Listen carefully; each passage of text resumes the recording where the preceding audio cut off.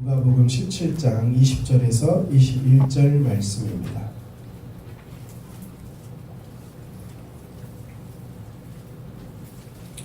누가복음 17장 20절에서 21절 두 절입니다.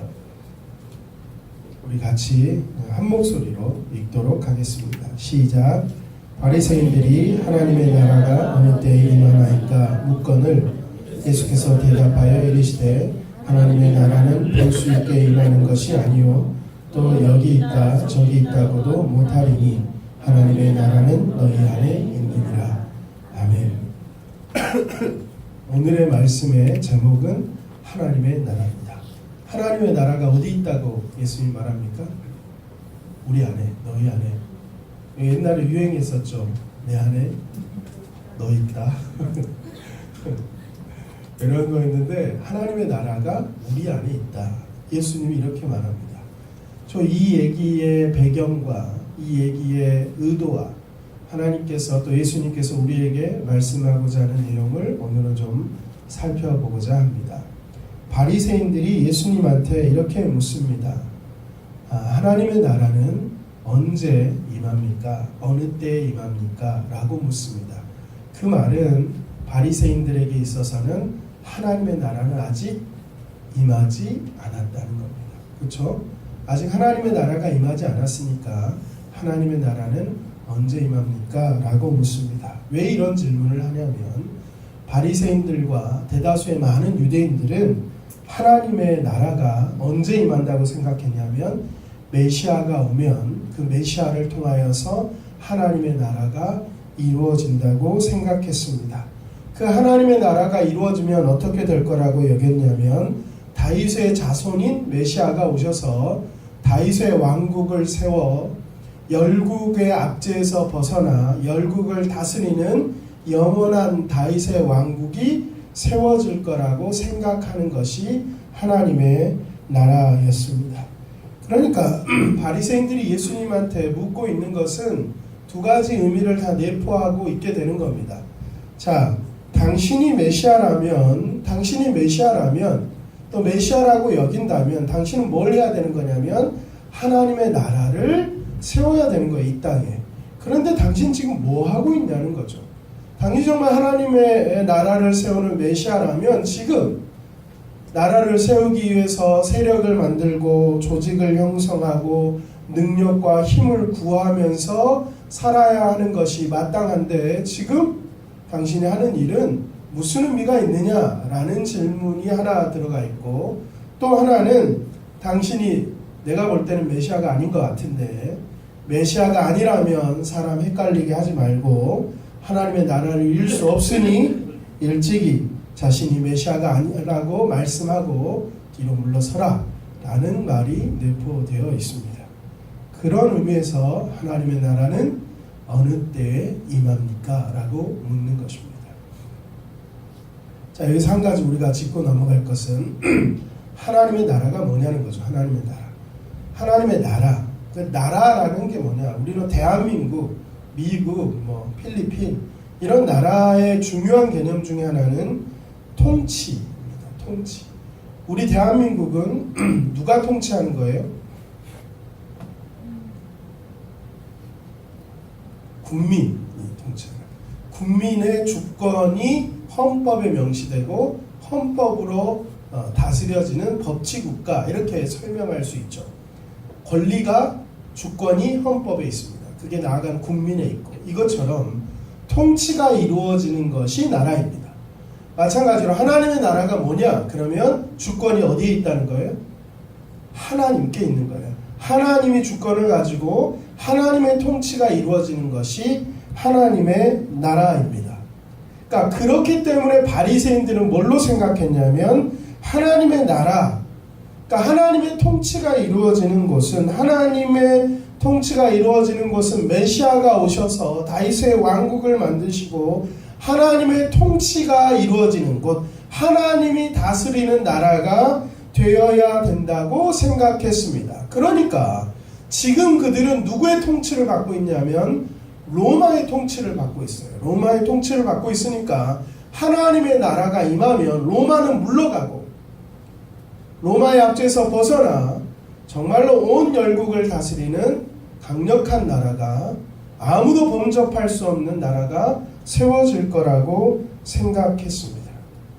그러니까 바리새인들은 그렇게 생각했기 때문에 하나님의 나라가 언제 임합니까? 라는 것은 뭐였냐면 눈에 보이는 결과를 요구하는 거였어요. 자, 계속 말하지만 바리새인들이 생각할 때 하나님의 나라는 어떻게 이루어지는 거냐면 메시아가 등장해야 됩니다. 누가 알 수 있도록? 온 유대인들이 알 수 있도록.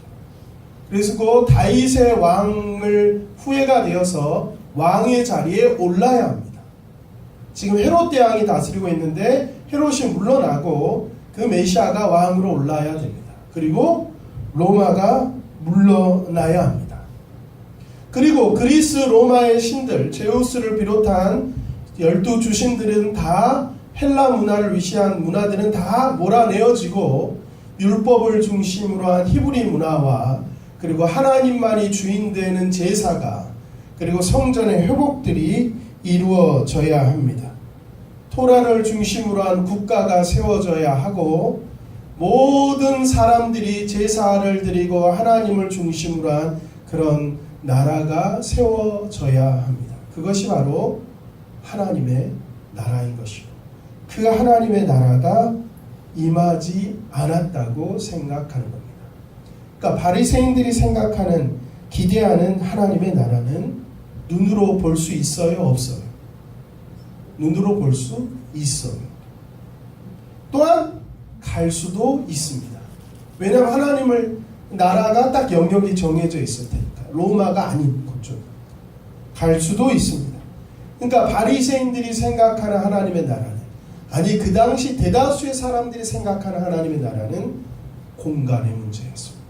눈으로 볼 수 있는. 자, 그런데 예수님이 그 대답에 대해서 전혀 다른 대답을 합니다. 뭐라고 대답하냐면 하나님의 나라는 볼 수 있게 임하는 것이 아니다. 첫 번째. 그리고 두 번째, 여기 있다 저기 있다 할 수 있는 것이 아니다. 세 번째, 어디 있다? 너희 안에 있다. 있을 거다가 아니라 너희 안에 이미 지금 있다. 이렇게 말합니다. 요 얘기를 좀 살펴가자 합니다. 첫 번째, 눈으로 볼 수 있는 것이 아니다. 사실 이 세 가지의 내용은 다 비슷하고 연관된 얘기입니다. 좀 하나하나 다 연결되어 있는 내용입니다. 자, 눈으로 볼 수 있는 것이 아니다. 자, 하나님의 나라는 아까 하나님의 통치가 있는 곳이다. 하나님의 다스림이 있는 곳이다. 라고 말했습니다. 그러면 이걸 다른 말로 표현하면 하나님이 임하시는 곳, 하나님의 임재가 있는 곳, 하나님이 함께 하시는 곳, 이렇게 설명할 수도 있습니다. 그렇죠? 같은 말일 수 있습니다. 자, 그러면 우리가 머릿속에 떠올려 보십시오. 하나님이 우리와 함께 하시면, 하나님이 지금 이곳에 임재하시면, 하나님이 나와 함께 하시면, 다르게 말해서 하나님이 우리 교회에 임하시고 우리 교회와 함께 하시면 어떻게 될까요? 어떻게 된다는 그림이 머릿속에 딱 나오죠? 안 나오십니까?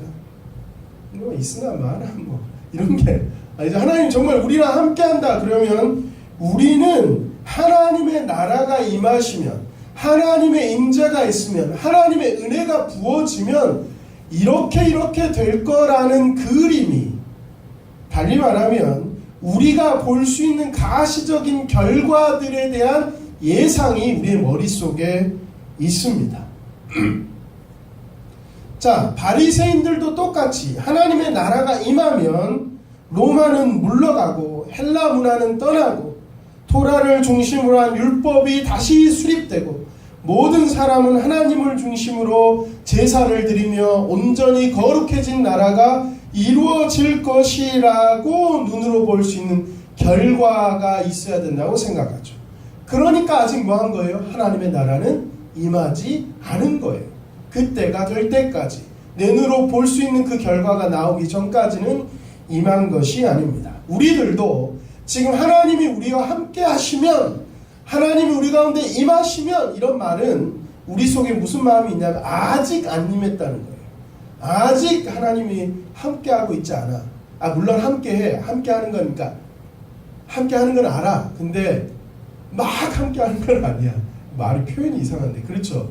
하나님이 은혜를 주신 건 주신 건데 막 은혜를 막 부어주는 건 아니야. 막 찔끔찔끔 주는 중이야. 이렇게 생각을 해요. 왜냐하면 우리는 하나님이 임하시면 어떻게 될 거라고 여기냐면 하나님의 은혜가 임하고 하나님이 함께 하시면 나는 더욱 거룩해지고 술, 담배는 완전히 다 없어질 것이며 항상 내 안에는 평안이 있고 나의 삶이 형통하게 되며 나의 남편은 변화될 것이고 내 아내도 바뀔 것이며 내 자녀는 갑자기 막 아버님 막 이런 애들이 될 것이고 직장이 잘 되고 물질의 복도 얻을 것이며 삶이 형통하게 하나하나 이루어질 거라고 생각합니다. 근데 지금 그렇지 않은 나를 보니 뭐 한 거예요? 하나님이 아직 임하고 있지 않은 거예요. 은혜를 주긴 하지만 아주 조금 준 거예요.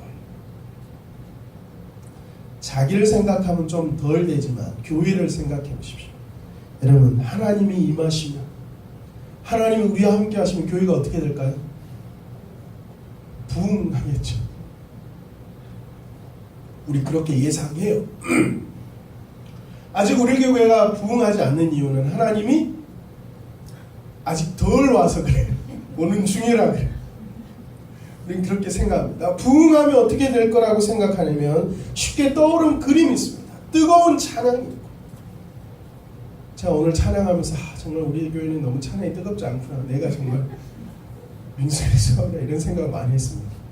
그냥 뜨거운 찬양이 있고 감동적인 예배가 있고 능력 있는 말씀이 선포되고 이게 다 틀린 말이 아니고 안 좋은 말이 아닙니다. 능력 있는 말씀이 선포되어지고 사람들은 그 말씀을 듣고 예배를 드리며 변화되고 많은 사람들이 몰려오고 그러다 보니 공간이 너무 좁아가지고 아름다운 예배당이 건축이 되며 사람들에게 칭찬을 받고 야 사랑교회 정말 최고다. 목사님도 서인주 목사 같은 사람 없다. 막 이런 칭찬을 막 안팎으로 막 받아가는 것. 그럼 우리는 그걸 보고 뭐라 그러냐면 교회가 부흥하였다. 이렇게 말합니다. 그러면서 우리는 그 부흥한 교회를 보면서 뭐라고 말하냐면 하나님이 뭘 주셨다? 은혜를 주셨다. 또 하나님이 저곳에 함께한다. 라고 생각을 합니다. 달리 말하면 하나님이 함께하고 하나님이 임재하고 하나님의 은혜를 주시면 우리가 눈으로 볼 수 있는 가시적인 결과들이 드러나야 된다고 생각합니다. 교회도 그렇고 옆 사람도 그런 거예요. 이 인간을 아직 하나님이 함께 안 만져준 거야. 아직 안 만져갖고 이 인간은 이런 거야. 아직. 그래서 기도하죠. 눈물로. 주여 강권하여 만져주십시오. 그러니까 너무 강권해서 만져가지고 이렇게 된 거죠. 머리카락이 너무 심하게 없어졌어요. 우리는 그렇게 여기고 있어요. 우리는 뭘 생각하냐면 하나님이 함께하고 하나님이 임재하고 하나님의 나라가 임하면 눈으로 보이는 것이 드러난다고 생각합니다. 근데 예수님은 뭐라고 말하고 있냐면 하나님의 나라는 눈으로 볼 수 있게 임하는 것이 아니다 라고 말합니다. 이거는 굉장히 놀라운 얘기입니다. 굉장히 지금도 생각해 볼 얘기입니다.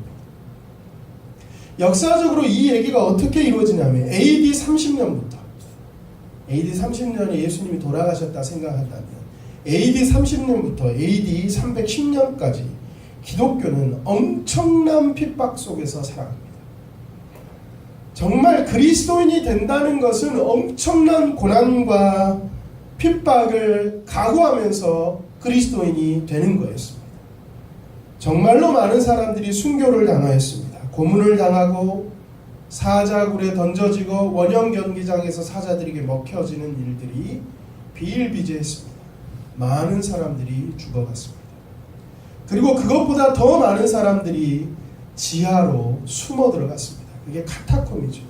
지금도 카타콤 안 가봤는데 가보면 키는 150이요 몸무게는 한 30에서 40kg 정도 되는 사람들밖에 살 수 없는 공간이라고 그럽니다. 저 같은 사람은 들어가지는 못한대. 이렇게 낑겨가지고. 그런 데로 들어가서 무수히 많은 사람들이 거기서 나고 죽었습니다. 그리고 더 많은 사람들은 카타콤에 들어가지 않은 더 많은 사람들은 자기가 그리스도인이라는 것을 숨기면서 살아갔습니다.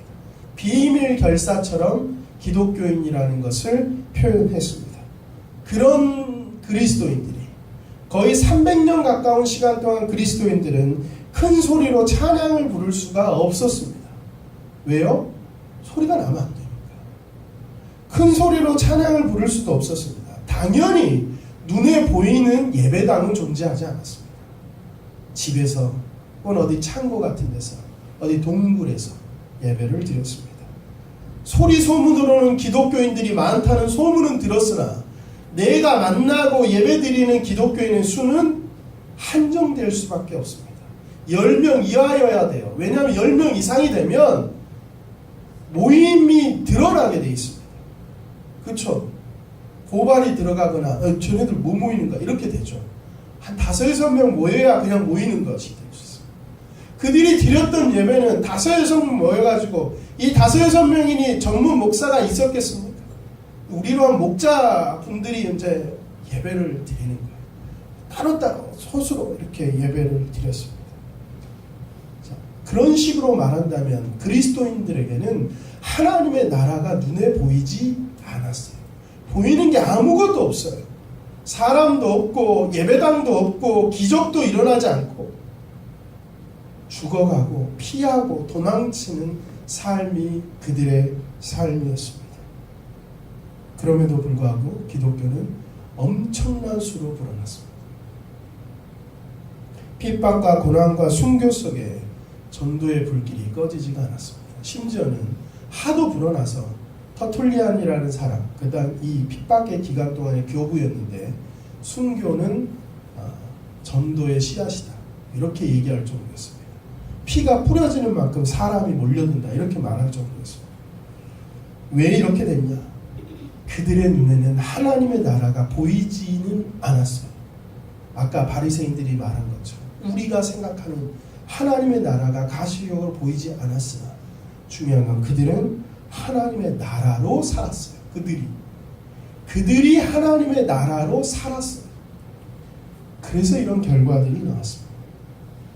근데 문제는 AD 310년에 마침내 기독교가 하나의 종교로 공인을 받습니다. 콘스탄틴 대제에 의해서 종교의 자유가 생긴 거예요. 더 이상 그리스도인이라고 죽지 않게 되었습니다. 핍박을 받지 않게 되었어요. 근데 문제는 AD 313년에 물론 그게 놀라운 일이라고 말하지만 기독교 역사는 그게 문제라고 말합니다. AD 313년에 기독교가 로마의 국교화됩니다. 국교로 정식 선포가 되어서 모든 로마의 사람들은 다 그리스도인이 되어야 하는 거였습니다. 그게 국교화였습니다. 쉽게 말하면 눈으로 보이는 교회가 생깁니다.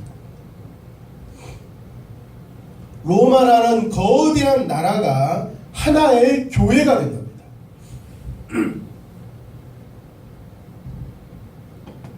하나님의 나라가 눈에 보이기 시작합니다. 많은 사람들이 들어서야 되기 때문에 큰 예배당이 지어집니다. 예배당이 지어지고 사람들이 모입니다. 찬양을 할 수 있는 찬양대가 생기고 찬양을 인도하는 사람이 생깁니다. 사제들은 더 이상 숨어있는 사람이 아니라 아주 구별된 멋진 옷을 입고 증례를 합니다. 온 나라가 같은 언어로 같은 시간에 같은 모습으로 하나님 앞에 예배를 드립니다. 로마는 기독교 국가가 되었습니다. 하나님의 나라가 되었다는 얘기예요. 하나님의 나라가 되었습니다. 이제는 하나님의 나라를 모두가 눈으로 보게 되었습니다. 근데 문제는 뭐냐면 이방인들, 하나님도 모르고 성경도 모르는 사람들을 다 개종을 시켜서 세례를 받고 교회로 들여보내니까 그냥 막 와야 돼. 강제적으로 주일 11시 되면 다 교회 와야 돼. 그러다 보니까 뭘 해야 되냐면 교회 저 같은 이제 지도자들은 고민을 합니다.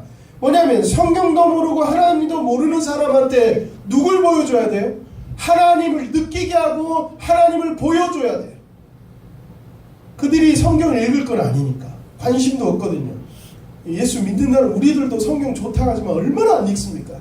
그런데 그들은 오죽하겠습니까?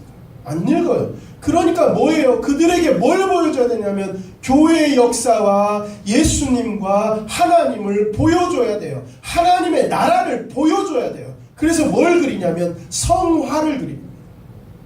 예수님은 이렇게 생겼어. 우리는 양이야. 양을 그리고 12명의 사도들은 이렇게 생겼어. 그래서 모자이크로 성화가 그려지기 시작하는 때가 이때부터입니다.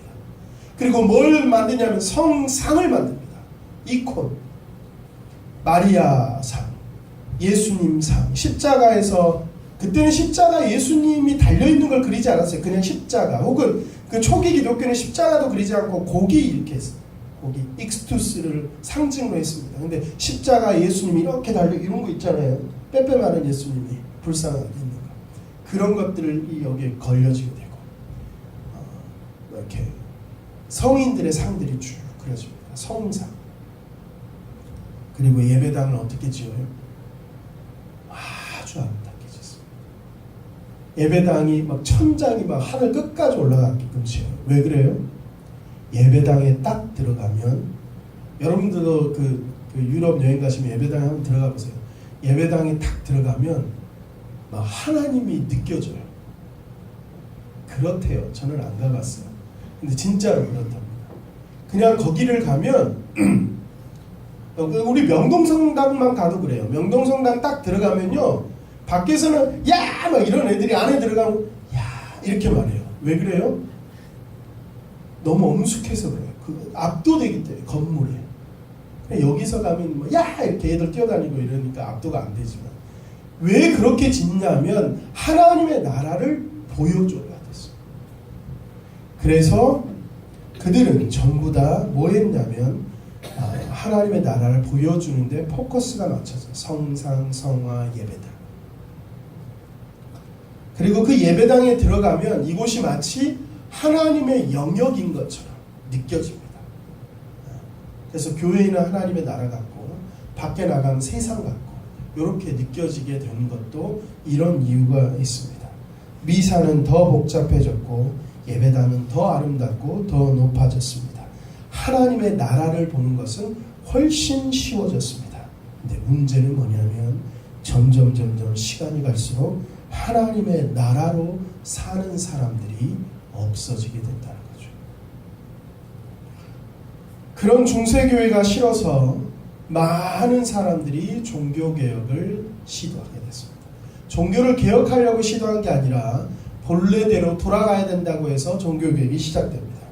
그래서 눈에 보이는 형식적 예배에서 벗어나 말씀 속에서 오직 은혜로 하나님을 만나기 위해서 종교개혁이 시작되고 많은 사람들이 피를 흘렸습니다. 그래서 종교개혁이 뭐가 없어졌냐면 성상이 없어졌습니다. 성화도 없어졌습니다. 그리고 예배당도 더 이상 아주 멋들어지게 짓지 않고 실용적으로 짓기 시작했습니다. 왜냐하면 그게 하나님의 나라가 아니라고 여겼기 때문입니다. 오직 말씀으로, 오직 은혜로 하나님을 알자라는 거겠습니다.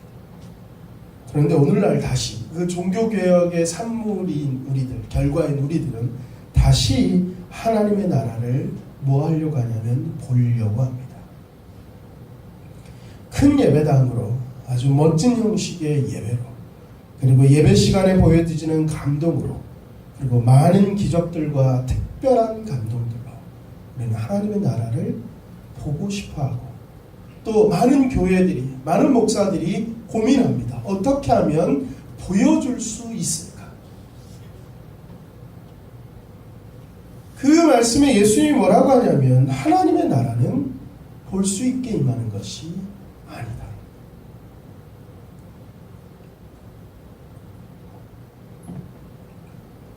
많은 교회에서 그렇기 때문에 하나님을 보여주기 위해서 얼마나 많이 노력한지 모릅니다. 강대상을 예쁘게 만들죠.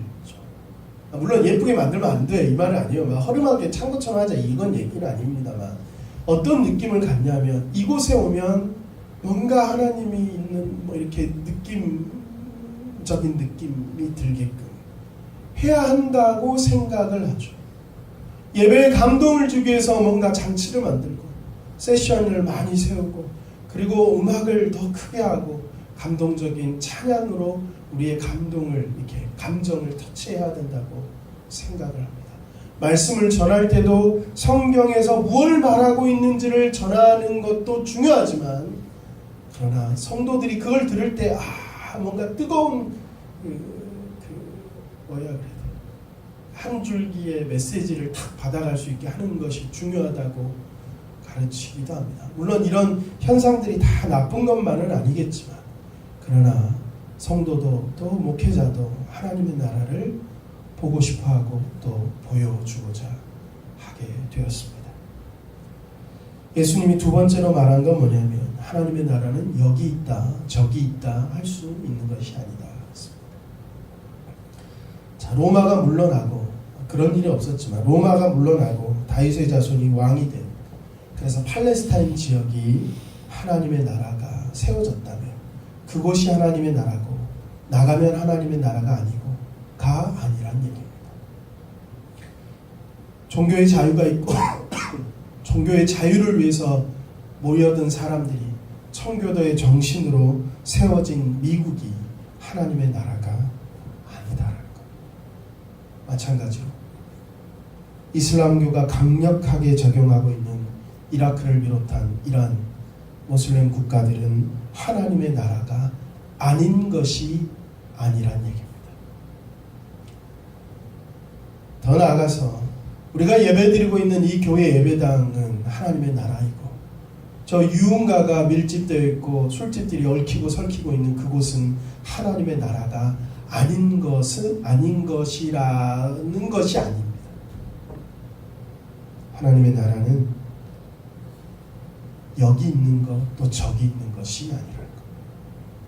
더 말하면 큰 교회가 있고 능력 있는 말씀이 전해지고 감동적인 찬양이 있고 많은 사람들이 있고 변화되어가는 사람들이 있다고 해서 그곳만이 하나님의 나라인 것은 아닙니다.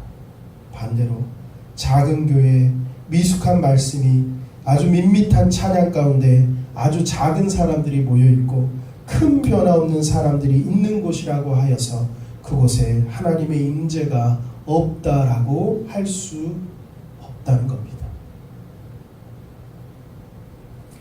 우리만이 참 길이다, 우리만이 진짜다 라고 할 수 없는 것이 여기에 있는 것입니다. 하나님의 나라는 여기 있다 저기 있다. 저 교회는 정말 하나님의 능력이 있고 하나님의 임재가 있는 곳이야. 저 교회는 정말 하나님이 역사하는 곳이야. 이런 거 없다는 거예요. 우리 교회는 역사하는 거 저 교회만 역사하는구나. 야, 저 옆에 교회는 정말 아니고 이 교회는 잘 되니까 하나님이 함께하는, 그게 아니라고 예수님 말씀하시죠. 여기 있다 저기 있다가 아니라 하나님의 나라는 어디 있다고요? 우리 안에 있다. 자, 그렇다면 우리 안에 있다는 하나님의 나라는 뭐냐? 우리가 하나님의 나라라는 거죠. 하나님의 나라는 뭐냐면 하나님의 통치는 지금도 온 땅을 통치하고 있습니다. 그리스도인만 통치하고 있는 건 아니죠. 세상 사람을 하나님이 통치 안 하고 니들은 네 마음대로 살아라, 네 알아서 살아라 이런 거 아니죠.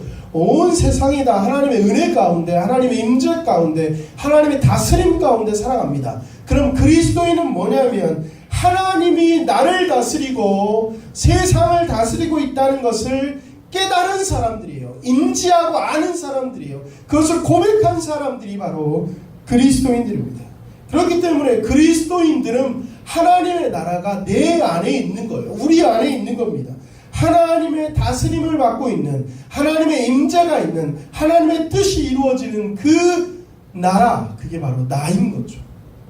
그렇기 때문에 우리는 하나님의 나라이고 우리는 하나님의 통치 안에 있는 하나님의 나라로 살아가는 자입니다. 예수님이 말한 대로 하나님의 나라는 우리 안에 있는 겁니다.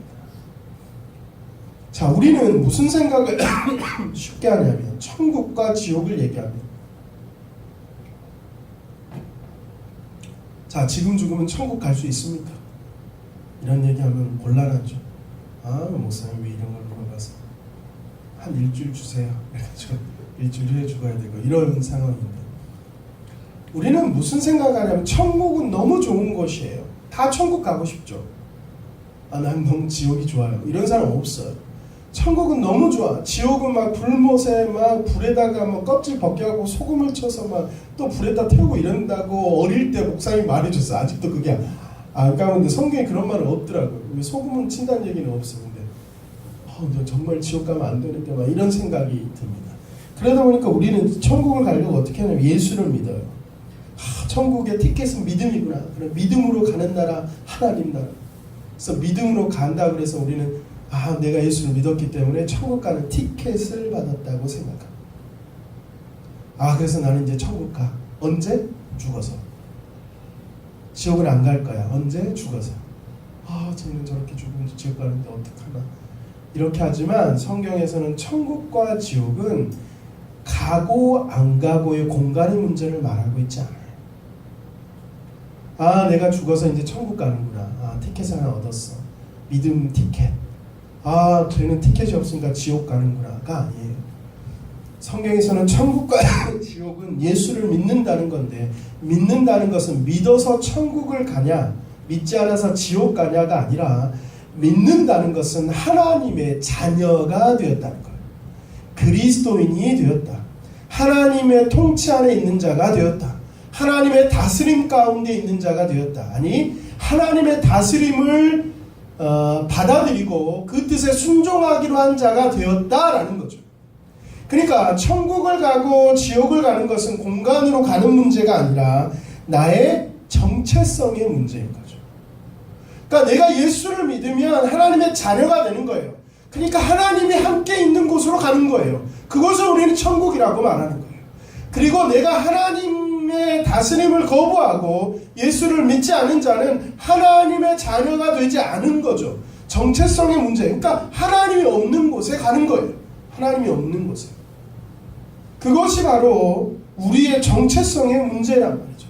하나님의 나라는 가고 안 가고의 문제가 아니라 바로 나의 본질적인 문제입니다. 그렇기 때문에 우리 안에 하나님의 나라가 있는 것이 무엇인지, 우리는 누구인지를 아는 것이 중요합니다. 우리는 세상에 속한 자가 아닙니다. 내가 그리스도인이라고 말하면, 내가 고백하면 나는 하나님의 다스림을 받고 하나님의 뜻에 순종하고 하나님이 원하시는 길을 가기로 한 사람입니다. 그렇기 때문에 하나님의 뜻이 무엇인지, 하나님의 뜻에 따라 살아가는 것이 무엇인지를 깨닫고 그것이 은혜임을 알아서 그렇게 살아가는 사람들, 그리고 그렇게 살아가는 걸 신앙생활이라고 말합니다. 근데 문제는 뭐냐면 이걸 어떻게 해야 돼요? 깨달아야 돼요.